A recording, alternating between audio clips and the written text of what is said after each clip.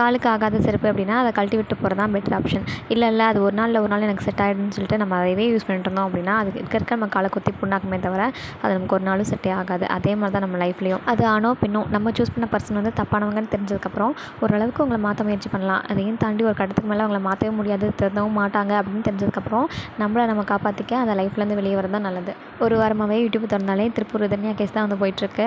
அந்த ஒவ்வொரு வீடியோக்கும் கீழே அவ்வளோ கமெண்ட்ஸ் நான் படித்தேன். இந்த மாதிரி ப்ராப்ளம் வந்து நானும் ஃபேஸ் பண்ணியிருக்கேன், இன்னும் ஃபேஸ் பண்ணிட்டு தான் இருக்கேன், இந்த லைஃப்லேருந்து நான் வெளியே வந்துட்டேன், எப்போ சந்தோஷமாக இருக்கேன்னு சொல்லிட்டு அவ்வளோ கமெண்ட்ஸ். இதுலேருந்து ஒரு விஷயம் மட்டும் நல்லா தெரியுது, இறந்து போன ரதனியா மாதிரி இன்னும் நிறைய ரதனியாக்கள் வந்து வாழ்ந்துட்டு தான் இருக்காங்க ப்ராப்ளத்தோட. கொடுக்குறவங்கள தப்பு சொல்கிறதா இல்லை வாங்குறவங்கள தப்பு சொல்கிறதானே தெரில. அந்த பொண்ணுக்கு நடந்த கொடுமை எல்லாமே உண்மையாக இருந்தாலும் அந்த பொண்ணை அந்த வாழ்க்கையிலேருந்து வெளியே வரவிடாமல் தடுத்து என்னமோ இந்த சொசைட்டி தான். நம்ம ஒருத்தரும் சேர்ந்தது தான் இந்த சொசைட்டி அப்படின்னா நம்ம ஒருத்தரும் வந்து மாறிட்டோம் அப்படின்னாலே இந்த சொசைட்டி வந்து ஆட்டோமேட்டிக்காக மாறிடும். இதை பற்றி நீங்கள் என்ன நினைக்கிறீங்கன்னு சொல்லி மறக்காமல் கமெண்ட்டில் சொல்லிடுங்க. வீடியோ பிடிச்சிருந்தா ப்ளீஸ் நம்ம சேனலுக்கு அப்படியே லைக் பண்ணிட்டு சப்ஸ்கிரைப் பண்ணிடுங்க.